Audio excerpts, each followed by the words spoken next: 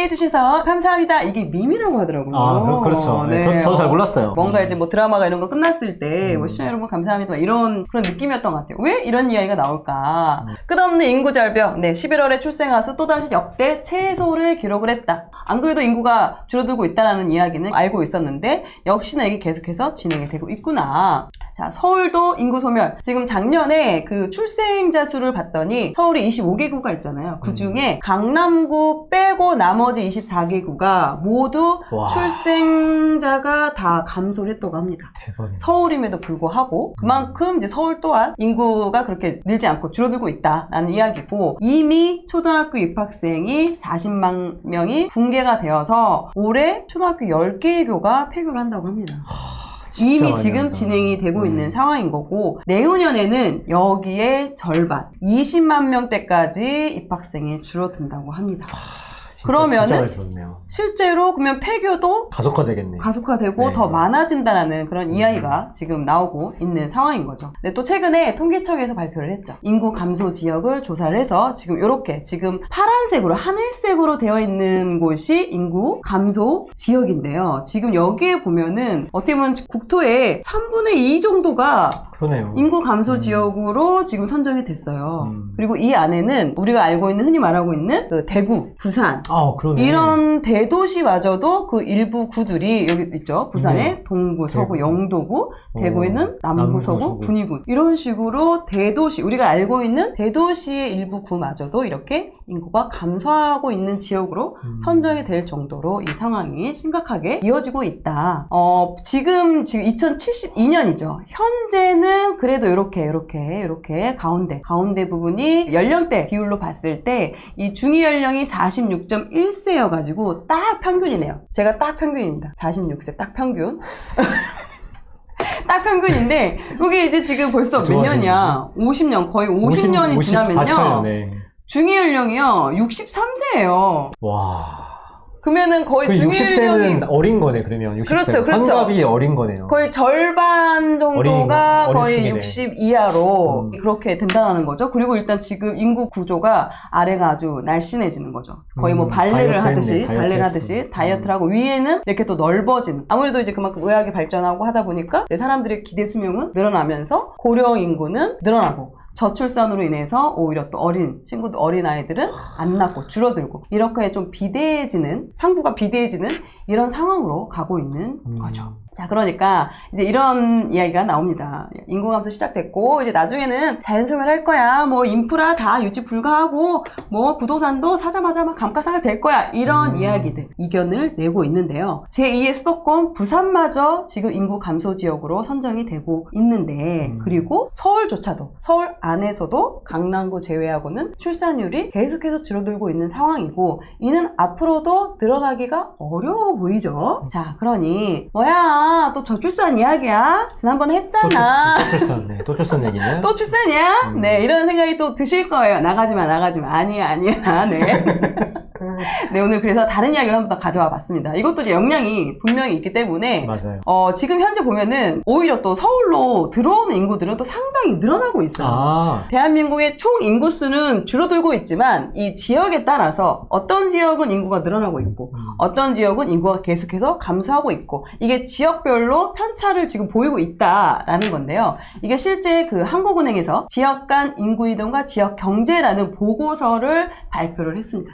열심히 최근 하세요. 거네요. 그럼요. 최근 2023년 11월 2일 날 발표를 하셨으니까요. 권역별 인구를 보면은요, 여기 보면은 지금 이 100을 기준으로 봤을 때 인구가 늘어나고 있는 데는 이 수도권, 파란색 수도권, 그리고 초록색 충청권, 그리고 제주, 요렇게 이 세 지역은 인구가 늘어나고 있고요. 요 아래 나머지 동남권, 호남권, 강원권, 뭐 대구, 경북권, 이런 지역들은 현재 크게 인구가 줄어들고 있습니다. 이렇게 확 벌어지고 있는 게 지금 실제 자료에서도 나타나고 있는 상황이죠. 자, 그렇다면 이게 어떻게 보면 지방에 있는 사람들이 수도권으로 계속해서 몰리고 있는 상황인 거잖아요. 위쪽으로. 이게 우리나라만 있는 일인가? 이게 경제 성장하다 보면은 다른 나라들도 이렇게 다 수도권에 다 대도시는 계속해서 이제 좋아지니까 다 몰리는 게 아닐까? 라는 생각이 들 것 같아요.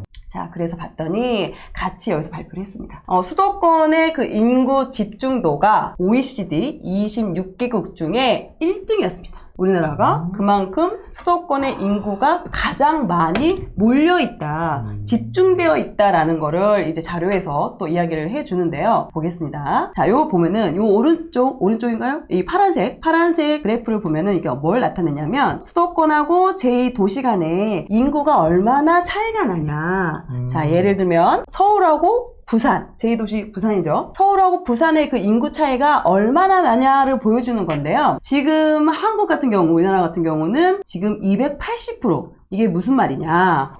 부산의 인구보다 2.8배로 서울에 많다.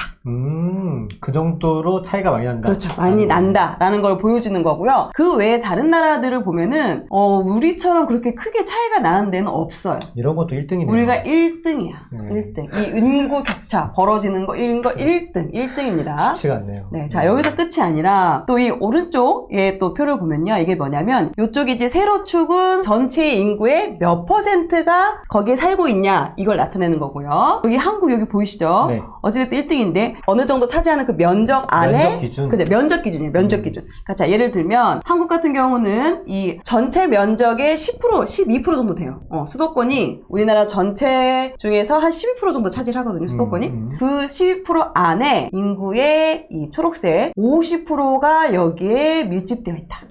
아, 그런 얘기구나. 네네네. 그러니까 제 설명이 더 어려웠나요? 면적에 얼마나 많은 사람이 사냐, 그렇죠. 네, 얼마나 옹기종기 오손도손 살고 있냐. 그렇죠. 우리나라가 가장 오손도손하다, 뭐 이런 얘기입니까? 맞습니다. 이것도 1등입니다. 여기 프랑스 보면은 비슷해요. 프랑스도 국토 면적이 한 12, 3% 정도 되는 것 같아요. 그런데 그 안에 살고 있는 사람 수는 25% 정도밖에 안 돼요. 우리 딱 절반이네요. 그렇죠. 그러니까 우리가 2배 정도 더 그렇죠. 많이 사는 거네요. 같은 면적에 우리는 2배로 많은 인구가 거기서 이제 살고 있다. 이게 지금 나타나는 거죠. 그러니까 이런 부분에 있어서 이것도 1등. 지금 서울과 제2도시 간의 인구 격차도 가장 크고, 그리고 수도권에 밀집되어 있는 그 또한 크다. 이거는 어떻게 보면 이 두 가지가 다 이렇게 크다라는 거는 어떻게 보면 이 안에서 OECD 중에서 좀 이례적인 수준이다. 양과 질이도 모두 다 좋다. 그렇죠. 그래서 1등이다. OECD 중에 1등이다라는 게 이게 실제로 이렇게 한국은행에서 자료로, 조사로 나온 겁니다. 자, 그러면 지금 아까 그 지방에서 인구는 줄어드는데 오히려 수도권이랑 충청권은 인구가 늘어났었잖아요. 이 앞에 표에서. 그럼 결과적으로는 이 지방에 사는 사람들이 수도권으로 올라간다는 건데, 그러면 어떤 사람들이 이 수도권으로 올라가느냐? 15세에서 34세. 그러니까 청년층이라고 이야기를 하거든요. 갈수록 지금 최근에 2015년부터 2021년까지 이거 먼저 보시면요. 15세에서 34세의 순이동이 늘어났습니다. 이전보다 늘어났고, 자연 증감, 이 파란색의 자연 증감은 줄어드는데 반해, 그리고 기타 연령, 15세, 34세 외에 기타 연령이 실제로 수도권으로 들어온 인구는 오히려 줄어들고 있어요. 나간다는 뜻이겠죠. 그렇죠. 오히려 나가는 사람이 더 많다는 거죠. 근데 15세, 34세의 이 청년층은 오히려 수도권으로 계속해서 몰려들고 있다라는 게 지금 표에서 나타나는 거고, 그렇다면은 왜 굳이 꾸역꾸역 서울로 오느냐, 왜 자꾸 서울로 사람들이 특히 이 청년층이 몰려드느냐 봤더니 이제 이러한 이유들인 거죠. 이 주요 대도시와 서울 간에 이런 격차들이 벌어지면서 월 평균 임금 또한 격차가 계속해서 벌어지고 있고, 직장이 제일 크겠죠. 그렇죠. 직장이죠. 그래서 양질의 직장이 아무래도 서울에 거의 이제 몰려 있다 보니까 이러한 월 평균 임금 자체에 그런 격차들이 있고, 또한 그 도시 자체 내 성장률이, 그러니까 양질의 일자리가 많은 그 도시가 당연히 성장률이 높을 수밖에 없죠. 그렇다 보니까 이 성장률 또한 지방보다는 서울의 성장률이 더 높고, 여기에 우리가 또 누리게 되는 인프라 같은 거, 문화 서비스 같은, 그리고 의료 서비스, 이러한 부분도 역시나 서울이 훨씬 더 혜택을 많이 받을 수 있는 이러한 부분 때문에 청년층 인구들이 계속해서 올라오고 있는 상황이다. 이게 이제 자료로 실질적으로 객관적으로 나오는 거죠. 자, 보시면은 지금 광역별로 대기업의 계열사가 어디에 분포되어 있느냐라는 그 표인데요. 여기 보시면 바로 서울하고 경기 이 두 개를 합치면은요 70%가 넘습니다. 아, 그러네요. 70%. 나머지 이제 2% 뭐 3% 이런 식으로 이게 나머지 면적에 다 이제 퍼져 있는 거고, 이 우리 앞에서 충청권이 인구가 그래도 젊은층 인구가 늘어나고 있었잖아요. 맞아요. 아무래도 이 충북이나 충남 이쪽에 그래도 대기업, 다른 그렇죠. 그 지방 네. 대비 대기업이 이제 많이 있다 보니까 일자리를 통해서 여기에 많이도 좀 인구가 이동을 하는 것 같고, 결과적으로는 어찌됐든 이런 대기업, 양질의 직장이 서울 수도권에 몰려있기 때문에 계속해서 올라가고 있는 상황이다라고요. 이런 얘기 들어보셨나요? 취업 난방 한계선? 난방 한계선. 이게 이런 얘기가 나오는 거예요. 지금 여기 보면은 이렇게 판교 테크노밸리에 여기 딱 쓰는 거예요. 범위를 이렇게 지정을 해주고요. 여기 이제 판교 라인, 이게 뭘 의미하냐? 사무직은 여기까지. 맞습니다. 사무직은 여기까지만 간다. 문과죠, 문과. 그렇죠. 네. 사무직 나는 판교까지는 간다. 요게 이제 딱 경계선인 거고요. 저 사무직. 근데 또 판교로 다니셨잖아요. 네. 판교까지는 와요. 네, 거기까지는 충분히 갈 수 있어요. 네. 왜 수원이랑 이렇게 용인까지 못 가요? 그럼 못 가요. 너무 멀어? 몰라, 그냥 못 가요. 그래? 몰라, 그냥. 이런 거야, 이런 거. 가기 싫어, 막 이런 그런 거야? 게 한계선인 거죠. 뭐 이렇게 이유나 근거가 그렇게 많지 않아. 물론 그걸 될 수는 있죠. 예를 들어서 전 도봉구 사람인데 평원까지 가면 1시간 40분 걸려요. 영통은 못 가요. 갈 수가 없기 때문에 오히려 이제 그 영통 근처에 살게 되겠죠. 그런 것처럼 사실 교통적인 게 의미가 있겠죠. 판교는 워낙 사실 그 성남이지만 워낙 뭐 신분당선이나 도로나 여러 가지가 잘 연결되어 있기 때문에 사실상 서울이라고 봐도 무방한다고 하면 저기까지는 간다 이거죠. 근데 그 밑에는 사실 그렇게 막 쉽지는 않을 것 같아요. 맞아. 실제로 이렇게 강북 쪽에 사시는 분들 같은 경우는, 왜냐면 이제 강남에서 뭐 판교는 금방 오지만 20분인 이 강북 쪽에 사시는 분들도 충분히 이제 많이 계시니까 이분들이 판교로 오려면 그 시간적인 그런 에너지 뭐 여러 가지 부분이 많이 소요되다 보니까 그럴 바에는 차라리 그냥 종로로 가는 거예요. 네. 그러니까 조금 내가 돈을 덜 받거나 회사가 조금 안 좋아도 너무 멀면은 저희가 또 삶의 질이 안 좋아지니까 맞아. 이제 그런 거가 아마 그 난방 한계선이라는 워라밸 이런 걸 또 챙겨야 되는 부분이 있으니까. 자, 또 여기서 또 여기 또 이제 그 파란색 또 이렇게 범위가 또 정해지죠. 이게 바로 이제 기흥 라인. 기흥 라인은 이제 기술직, 기술직, 이과. 뭐 이제 제조업이나 이제 공장이나 뭐 맞아. 이쪽 뭐 연구소나 이런 경우. 제 친구도 기흥에서 많이 있어요. 아 진짜? 네, 많이 있어요. 저 타고 버스 타고 이렇게 올라올 친구들 있죠. 확실히 더 아시겠네요. 저는 이제 지방 사람이라서 확 와닿진 않지만 이런 부분이 지금 이렇게 이게 난방 한계선 해가지고 이렇게 정해져 있는 거예요. 실제 이렇게 블라인드에도 이런 얘기가 나오죠. 문과가 판교도 사실 강북에선 너무 멀어, 너무 빡세. 그리고 그러니까 고양시 덕양구 쪽에 이런 판교 같은 일자리를 좀 주란 말이야. 이런 이야기가 나오고 있는 거고, 이렇다 보니까 이제 양질의 직장들이 아무래도 위쪽에 몰려 있다 보니까 이런 부분들이 영향을 끼치는 것 같습니다. 근데 이게 여기서 끝이 아니라 앞으로는 이게 또 이제 더 심해질 것 같은 생각이 드는 거죠. 반도체 메가 클러스터 이제 600조를 또 이쪽, 또 경기 남부 쪽, 경기 남부를 관통하는 이런 클러스터를 만들겠다라고 또 이제 이런 이야기가 나오면서 더 이쪽으로 더 투자를 진행을 하겠다, 이런 이야기가 나온다라는 건 더더욱 이쪽으로 양질의 일자리가 더 생겨나고 있다라는 거를 보여주는 것 같습니다. 자, 이뿐만이 아니라요. 또 이런 이야기도 있습니다. 병세권 뭔지 아세요? 병세권, 병원? 슬리퍼 신고 병원 갈 수 있는. 스세권이 스타벅스를 슬리퍼 신고 가는. 스세권이죠. 그렇죠. 네. 이 병세권이 슬리퍼 신고 갈 수 있는, 그만큼 이제 인접한 데에 이제 좋은 병원이 있는 그런 건데요. 이제 어떤 분께서 요거 이제 이야기를 하셨어요. 23년도에 서울에서 가장 빠르게 회복한 동네는 강남구도 서초구도 아닌 송파구다. 근데 그 이유가, 자, 송파구에는 대형 병원 빅5 중에 빅2가 있다. 그래서 이 병세권 때문에 송파구가 더 빠르게 회복을 했다 라는 이야기까지 나오고 있습니다. 근데 저분은 되게 연결력이 좋으신 것 같아요. 근데 또 그럴만해. 그럴 수도 있지. 듣다 보면 또 그럴만한 것 같아요. 근데 투자자나 이제 저라는 상황에서 입장에서 좀 보면은 송파구가 이제 토지거래 허가구역으로 이제 묶여 있었기 때문에 이 토지거래 허가구역은 실거주자만 살 수 있었던 거거든요. 잠실동이 묶여 있었기 때문에 잠실동이 딱 묶이니까 거기 실거주자만 들어가잖아요. 그렇죠. 22년 말, 23년에 굉장히 많이 떨어졌어요. 실제로 그래서 송파구가 서울에서 가장 쌌었거든요. 그때는 아까 말씀하신 병세권인 파크리오, 파크리오가 17억대가 있었어요. 그때는 30평대가. 38사 기준으로. 지금 좀 가격이 내려왔는데도 19억대거든요. 굉장히 가격이 사실 쌌죠. 그렇게 좋은 입지가 17억대니까. 가격이 이제 또 싸다 보니까 우리 가격 싸면 어떻게 되죠? 또 달려들죠. 올라가잖아요.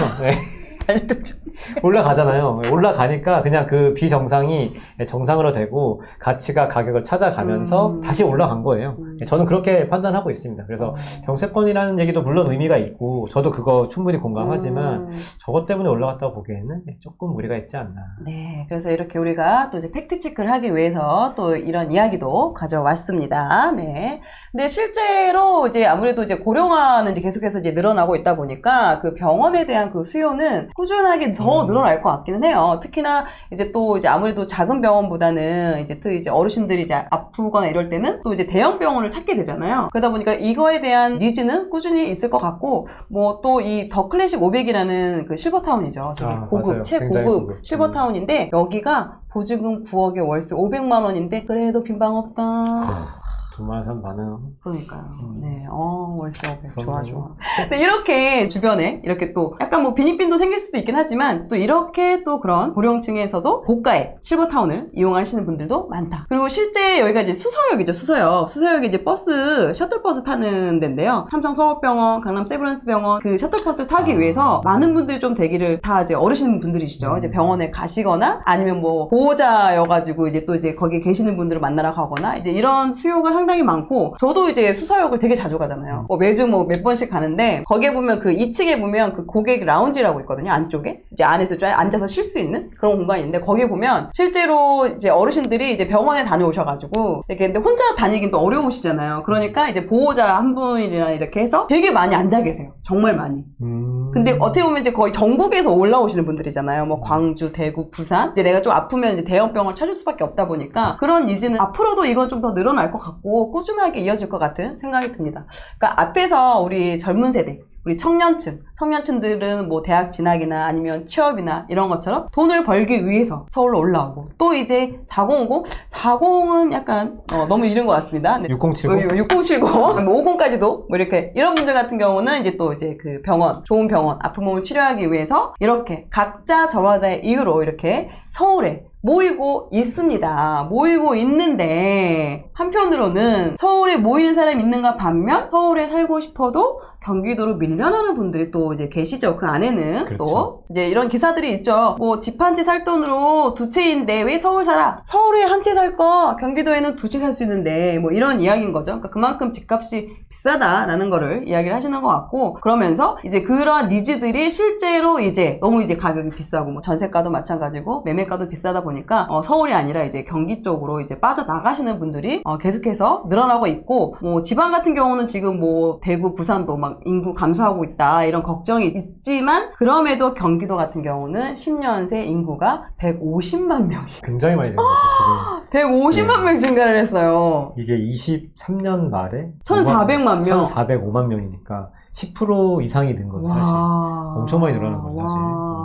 네, 이렇게 경기도로 이제 밀려나는 사람들이 그만큼 이제 많아지고 있는 상황인 거죠. 그만큼 집값이 너무 비싸서 또 한편으로는 경기도로 밀려나는 사람들이 또 이렇게 생겨나고 있는 부분이고요. 이런 높아지는 물가 그리고 감당하기 어려운 집값 도저히 이 돈으로는 서울 생활 못하겠다 이런 생각들을 하시는 분들이 있습니다. 그러면서 서울 안으로 올라오는 분들도 계시지만 점점 서울 밖으로 밀려나는 사람들도 있다라는 거죠. 자, 어찌됐든 결과적으로는 우리가 말했을 때 고령화 계속해서 늘어나고 있고 또 저출산으로 인해서 앞으로 인구는 계속해서 줄어들 것이고 이러한 이유로 인해서 지방 같은 경우는 뭐 거의 뭐 지방 소멸된다 이런 이야기가 나오고 있고 수도권 안에서도 어찌됐든 인구는 계속해서 줄어들고 있다라는 이런 이유가 있으니까 이게 또 아무래도 다 연결이 되죠. 그 주택 가격과 연결이 되면서 유튜브에서 막 집값 오른다 내린다 뭐 이런 영상들 많이 봤는데 솔직히 이제 장기적으로는 좀 어려워 보인다. 뭐 이제 지금 서울 수도권조차 지금 가격도 좀 너무 비싼 것 같고 과연 이걸 또 사줄 사람이 있을까? 이런 생각 그리고 인구 이제 감소하는데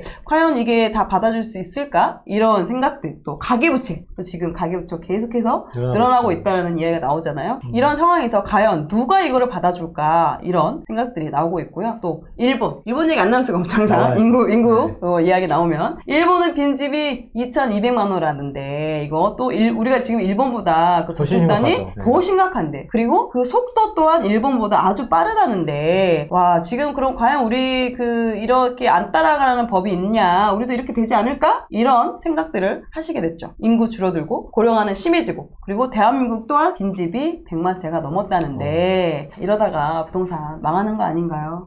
진짜 이거 집 안 사도 되겠죠? 내 집 마련 할 필요 없는 거죠. 이런 생각들을 할 수 있을 것 같아요. 그럼요. 또 심리가 요즘 또 워낙에 또 지금 부동산 분위기가 또 안 좋다 보니까 부동산에 대해서 아예 그냥 이제 필요 없어. 부동산 끝났어. 이런 생각을 가지고 계시는 분들이 많으실 것 같아요. 네. 보기님은 어떻게 생각하시나요? 사실 이게 뭐 어떻게 보면은 아까 또 구구절절 다 맞는 말씀이라고 생각을 좀 들기도 하고 뭐 하나하나에 대해서 이건 저래서요. 이건 저래서요. 막 이런 걸 말씀드리고 싶진 않고요. 제가 부동산을 보는 뷰는 이런 거예요. 일단 인구 굉장히 중요한 거 맞다고 생각합니다. 생각합니다. 인구가 줄어들면 전국적인 인구가 줄어들면 아무래도 당연히 수요가 제가 아까 수급을 되게 중요한 지적했잖아요. 수요가 당연히 줄어드는 건 사실이죠. 다만 아까도 서울에 몰려드는 인구가 많다고 했잖아요. 그리고 경기도도 10%가 인구가 늘었고 그래서 앞으로는 확실히 좀 양극화되는 게 있을 거다. 정말 시골에는 우리가 얘기한 정말 시골에는 정말 사람이 없어서 빈집이 늘어날 거고 뭐 적어도 광역시나 그리고 특히나 수도권에는 오히려 인구가 늘어나지 않을까.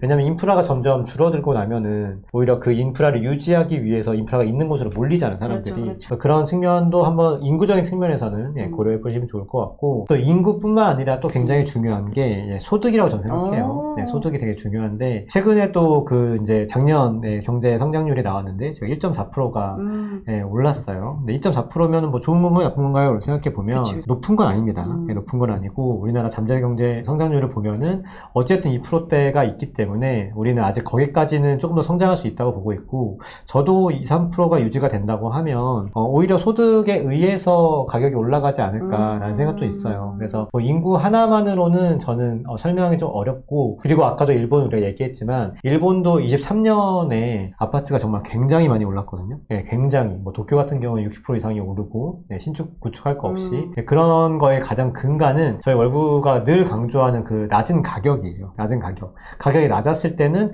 아까 제가 말씀드린 그런 수요와 그리고 소득을 기반으로 해서 가격이 어느 정도는 저는 자본주의라면 올라갈 수 있다고 보고 있고 부동산이 망한다는 뜻은 뭐 저희가 늘 얘기하듯 뭐 짜장면이나 버스값이 떨어진다는 거랑 마찬가지이기 때문에 그렇게 생각하면 뭐 지금 당장 망할 것 같은 저는 그렇게 생각하지는 않고는 있습니다. 여러 가지 영향을 고려하시긴 하셔야겠지만 저라면은 이런 소득 같은 부분이나 가격적인 것도 한번 살펴보시고 오히려 막 이거에 대해서 너무 이렇게 막 멀리 막 손절하지 마시고 그냥 한번 지켜보시면서 현재에 집중하시는 게 좋지 않을까 라는 좀 생각이 듭니다. 맞습니다. 확실히 예전에는 그냥 계속 내 집 하나는 있어야지 이런 생각이 좀 많이 있었잖아요. 그래서 꼭 내가 꼭 이거 많이 안 올라도 괜찮아 뭐 이런 생각하면서 그냥 거주 안정성만 생각하고 내 집 그냥 사면 그럼에도 불구하고 가격이 좀 올라줬었는데 아무래도 이제 앞으로는 말한 것처럼 이제 여러 가지 집값을 결정하는 여러 가지 요소들이 있고 그 안에는 뭐 금리, 정책, 뭐 공급, 뭐 심리 되게 많은 것들이 포함이 되잖아요. 특히나 수도권 같은 경우는 보면 인구수 또한 그 여러 가지 변수 중에 하나일 뿐이고 그렇다고 이제 그게 뭐 중요하지 않다라는 건 아니지만 이게 이 인구수 하나가 절대적인 변수가 돼서 이분법적으로 인구수가 줄어드니까 집값 떨어져 이렇게 생각하기에는 좀 어폐가 있다라는 부분이 있고요. 대신 이건 있을 것 같아요. 그만큼 수요가 줄어들고 있는 지역 같은 경우는 아무래도 내 집 마련을 함에 있어서도 좀 더 예전보다는 좀 더 알아보고 더 공부하고 그래서 사람들이 계속해서 좋아할 수 10년 후에도 이 집을 누군가가 사줄까? 10년 후에도 이 지역이 사람들로 계속해서 북적북적일까? 이런 생각을 한 번 더 해보시고 내 집 마련을 결정하시면 그래도 좋은 선택을 할 수 있지 않을까? 그런 생각이 좀 드는 것 같습니다. 조금 더 보수적으로 생각하시는 게 맞다고 저도 생각합니다. 좋습니다. 네. 좋습니다. 내 집 마련이나 뭐 여러 가지 부분에 있어서 특히나 이제 우리가 살아야 할 집은 또 필요한 부분이 있으니까 그런 부분을 좀 더 좀 고민하고 선택을 하셔야 되는 부분이 있을 것 같습니다.